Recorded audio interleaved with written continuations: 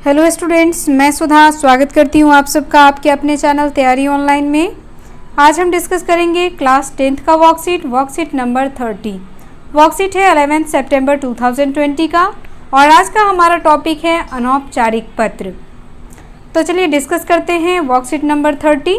अगर आप हमारे चैनल पर नए हैं तो आप हमारे चैनल को सब्सक्राइब कर लें। वीडियो पसंद आए तो इसे लाइक करें, साथ ही अपने दोस्तों को शेयर करना बिल्कुल ना भूलें ताकि उन्हें भी हमारे वीडियो से वर्कशीट नंबर 30 को सॉल्व करने में हेल्प मिल सके। तो चलिए स्टार्ट करते हैं वर्कशीट नंबर 30। वर्कशीट नंबर 30 में है हिंदी रचनात्मक लेखन।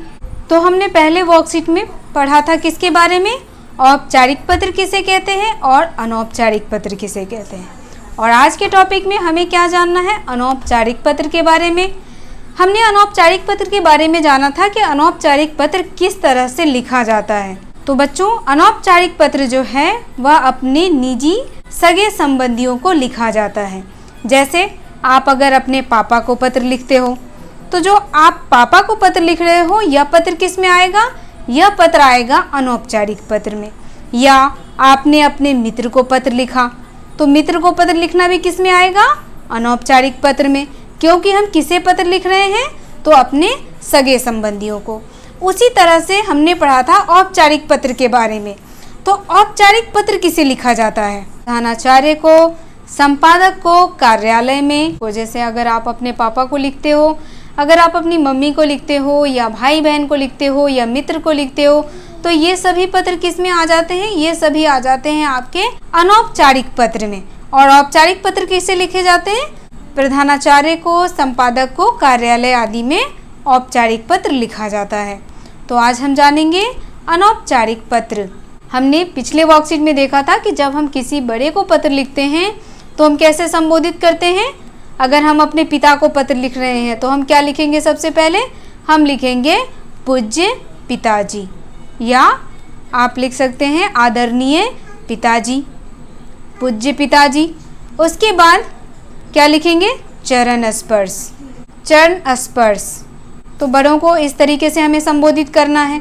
अगर हम छोटे को पत्र लिख रहे हैं तो हम क्या लिखेंगे, अगर मैं अपनी छोटी बहन को पत्र लिखूंगी, प्यारी छोटी बहन, इस तरीके से हम उसे संबोधित कर सकते हैं, प्यारी बहन, प्यारी छोटी बहन। अगर मित्र को लिख रहे हैं तो हम क्या लिख सकते हैं, वहाँ पे हम प्रयोग करते हैं प्रिय का, प्रिय मित्र कैसे हो, तरीके से हम क्या करेंगे, पत्र का आरंभ करेंगे। तो हमने पिछले वर्कशीट में आरंभ करना सीख लिया था, अनौपचारिक पत्र की विशेषता के बारे में जाना था और उसे लिखने का अभ्यास भी किया था। इसी कड़ी में इस कार्यपत्रक में भी हम अनौपचारिक पत्र का अभ्यास करेंगे। तो आज हमें क्या करना है, अनौपचारिक पत्र लिखने का अभ्यास करना है, किस प्रकार अनौपचारिक पत्र लिखा जाता है। पिछले वर्कशीट में हमने इसकी विशेषता जानी थी कि अगर हमें बड़ों को पत्र लिखना है तो कैसे लिखना होगा, पूज्य या पूजनीय का प्रयोग करते हैं उनके लिए। उसके बाद हम उन्हें क्या लिखते हैं, सादर प्रणाम या चरण स्पर्श। तो इन सारी चीज़ों का प्रयोग करते हुए हम अनौपचारिक पत्र लिखते हैं। अगर हमें अपने से छोटे भाई बहन को पत्र लिखना है तो हम क्या लिखते हैं, अगर मेरा छोटा भाई है तो हम लिखते हैं प्यारे छोटे भाई, छोटी बहन है तो हम प्रयोग करते हैं प्यारी बहन या प्यारी छोटी बहन। अगर हमें अपने मित्र को पत्र लिखना है तो हम लिखते हैं प्रिय मित्र। तो ये सारी विशेषताएं हमने पिछले वर्कशीट में जानी कि जब हम निजी पत्र लिखना आरंभ करते हैं तो हमें इन सारी बातों का अवश्य ध्यान रखना चाहिए। आज हमें अभ्यास करना है अनौपचारिक पत्र का। तो यहाँ देखिए, अनौपचारिक पत्र में निम्नलिखित प्रकार के पत्र रखे जा सकते हैं। कौन कौन से पत्र आते हैं, पहला है बधाई पत्र, हम किसी को बधाई देते हैं, अपने दोस्त को बधाई देते हैं, सगे संबंधियों को बधाई देते हैं। दूसरा, हम शुभकामना पत्र लिखते हैं। तीसरा, निमंत्रण पत्र, अगर हमें किसी को निमंत्रण देना हो तो भी हम उन्हें निमंत्रण पत्र के माध्यम से निमंत्रण देते हैं। उसके बाद विशेष अवसरों पर लिखे गए पत्र, सांत्वना पत्र, किसी प्रकार की जानकारी देने के लिए, कोई सलाह आदि देने के लिए। तो अनौपचारिक पत्र जो है वह इन तरीकों से लिखा जाता है। बधाई पत्र, मान लीजिए कि किसी मित्र की सगाई है या शादी है तो हम उन्हें कौन सा पत्र लिखेंगे? बधाई पत्र। या हमारे मित्र को नई नई जॉब मिली है, उसमें भी हम उन्हें क्या दे सकते हैं? बधाई, तो उसके लिए भी हम बधाई पत्र लिखेंगे। दूसरा देखिए शुभकामना पत्र। जब हमारा मित्र कक्षा में प्रथम आता है तो हम उसे कौन सा पत्र लिखते हैं? शुभकामना पत्र। उसके बाद तीसरा है निमंत्रण पत्र।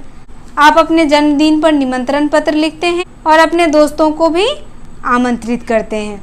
विशेष अवसरों पर लिखे गए पत्र आता है अनौपचारिक पत्र में। सांत्वना पत्र भी अनौपचारिक पत्र में आता है। साथ ही अगर हमें किसी अपने मित्र को या अपने भाई बहन को किसी को सलाह देना है तो वह भी हम अनौपचारिक पत्र में ही लिखते हैं। तो अब आगे देखिए, आगे क्या है? अनौपचारिक पत्र लिखते समय ध्यान रखने योग्य बातें। क्या क्या बातें हैं जो हमें अनौपचारिक पत्र को लिखते समय ध्यान रखना चाहिए? पहला है भाषा सरल और स्पष्ट होनी चाहिए। सबसे पहली बात है कि जो भी भाषा का हम प्रयोग करते हैं वह भाषा कैसा होना चाहिए? सरल, यानी कि आसानी से समझ में आ जाए, और स्पष्ट होना चाहिए ताकि जो भी बंदा पढ़े वह आसानी से समझ जाए। दूसरा देखिए, दूसरा हमारा है पत्र लेखक तथा पत्र पाने वाले की आयु, योग्यता, पद आदि का ध्यान रखना चाहिए। अब हम पत्र किसको लिख रहे हैं? अपने से बड़ों को पत्र लिख रहे हैं या अपने से छोटों को पत्र लिख रहे हैं? इसका हमें क्या करना होगा? ध्यान रखना होगा। इन सारी बातों को ध्यान में रख करके हमें अनौपचारिक पत्र लिखना है। तीसरा देखिए, पत्र में लिखी बात संक्षिप्त होनी चाहिए। पत्र में लिखी हुई बात कैसी होनी चाहिए? संक्षिप्त। अगर आप किसी को बधाई पत्र लिख रहे हैं तो आप कम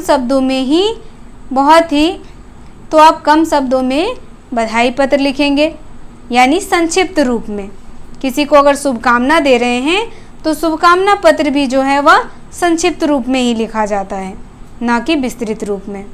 उसके बाद है पत्र का आरंभ या अंत प्रभावशाली होना चाहिए। उसके बाद अगला देखिए, भाषा और बर्तनी शुद्ध एवं लेख स्वच्छ होना चाहिए। जो भी पत्र आप लिख रहे हैं उसमें आपको सरल भाषा का प्रयोग करना है। ये नहीं कि आप कठिन कठिन शब्दों में पत्र लिख रहे हो और पढ़ने वाले को समझ ही ना आए। साथ में आपकी जो बर्तनी है वह क्या होना चाहिए? शुद्ध रूप से आपको लिखना है, यानी शब्द सही सही लिखने हैं। साथ ही आपका लेखन जो होना चाहिए वह साफ सुथरा होना चाहिए ताकि पढ़ने वाले को पढ़ करके आनंद महसूस हो। पत्र भेजने वाला, यानी जो भी पत्र भेजने वाला है, चाहे आप हों, चाहे मैं हूँ, चाहे कोई भी इंसान जो पत्र भेजने वाला है, वह पत्र प्राप्त करने वाला, जो पत्र भेजता है उसको हम प्रेषक कहते हैं, और जो पत्र प्राप्त करता है उसको हम प्रापक कहते हैं। का पता साफ व स्पष्ट लिखा होना चाहिए ताकि पत्र जो है वह गंतव्य स्थान पर पहुंच जाए। कक्षा या परीक्षा भवन से पत्र लिखते समय अपने नाम के स्थान पर आपको क ख ग का प्रयोग करना है। क्या लिखना है? क ख ग, यानी जहाँ पे प्रेषक का नाम लिखना होगा वहाँ आपको क ख ग का प्रयोग करना है। उसके आगे पते के स्थान पर कक्षा या परीक्षा भवन का नाम लिखना होगा। आगे देखिए, आगे है अपना पता और दिनांक लिखने के बाद एक पंक्ति छोड़कर आगे लिखना चाहिए। जैसे यहाँ देखिए, अगर आप दिनांक लिखते हैं और अपना पता, यहाँ अगर आप लिखते हैं हाउस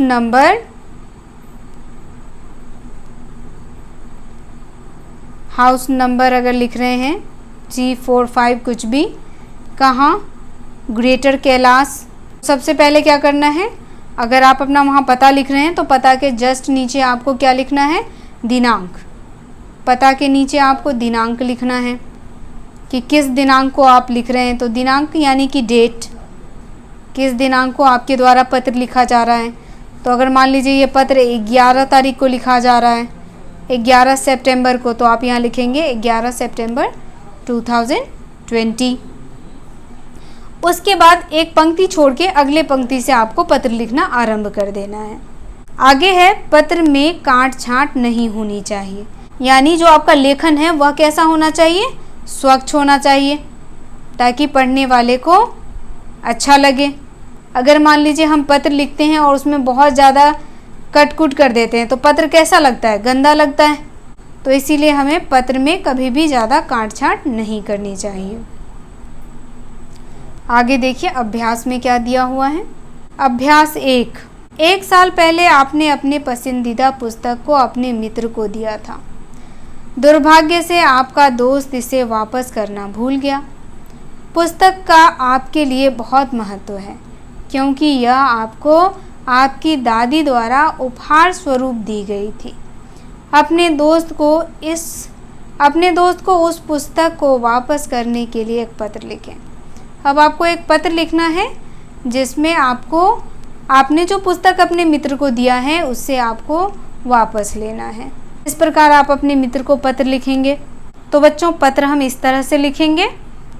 प्रिय मित्र, मैं यहाँ कुशल मंगल हूँ। आशा करता हूँ तुम भी कुशल पूर्वक होगे। पहले अपनी कुशलता के बारे में बताते हुए हमें उनकी कुशलता के बारे में भी जानना है। उसके बाद हमें अपने मित्र को अपने पसंदीदा पुस्तक को लौटाने के लिए याद दिलाना है। तो इस तरह से लिखेंगे। क्या आपको याद है कि जब हम आखिरी बार मिले थे तब मैंने आपको अपनी एक पुस्तक दी थी जो मेरी पसंदीदा पुस्तकों में से एक है, जिसे मेरी दादी ने मुझे उपहार स्वरूप दिया था। यह मेरी दादी की यादों में से एक है। मुझे आशा है आप इसे पढ़ चुके होंगे। अगली बार जब आप मिलेंगे तो कृपया इस पुस्तक को लौटाने का प्रयत्न करें। इसके लिए मैं आपका सदा आभारी रहूँगा। आपका प्रिय मित्र। जो भी आपका नाम है इस जगह पे लिखेंगे। मैंने यहाँ पे क ख ग लिख दिया है, आप अपना नाम लिख सकते हैं। तो इस तरीके से आपको पत्र लिखना है अपने मित्र को और यह पत्र अपनी दादी द्वारा दिए गए पुस्तक को लौटाने के लिए है। चलिए अब अगला क्वेश्चन देखते हैं। अगला प्रश्न क्या है। अगला प्रश्न हमारा है, कोरोना महामारी की वजह से आपने लंबे समय तक अपने सबसे अच्छे दोस्त या अपनी सबसे अच्छी सहेली को नहीं देखा। अपने दोस्त या सहेली को याद करते हुए एक पत्र लिखें। तो बच्चों आप सभी ने कोरोना महामारी की वजह से बहुत दिनों तक अपने दोस्तों से मुलाकात नहीं की है, उनके बारे में नहीं जाना। तो आप सभी एक पत्र लिखिए अपने दोस्तों को। लड़का है तो अपने दोस्त को, लड़की है तो अपनी सहेली को पत्र लिखें और आप सब पत्र लिख करके हमें कमेंट में बताइए कि आप उन्हें क्या बताना चाहते हैं। तो ये वर्कशीट यही समाप्त होता है। वीडियो आपको कैसा लगा आप हमें कमेंट करके बताएं। अगर आप हमारे चैनल पर नए हैं तो आप हमारे चैनल को सब्सक्राइब कर लें। वीडियो पसंद आए तो इसे लाइक करें, साथ ही अपने दोस्तों के साथ इसे शेयर अवश्य करें ताकि उन्हें भी वर्कशीट को सॉल्व करने में हमारी वीडियो से हेल्प मिल सके। तो मिलते हैं अगले वर्कशीट में। आप सबका धन्यवाद।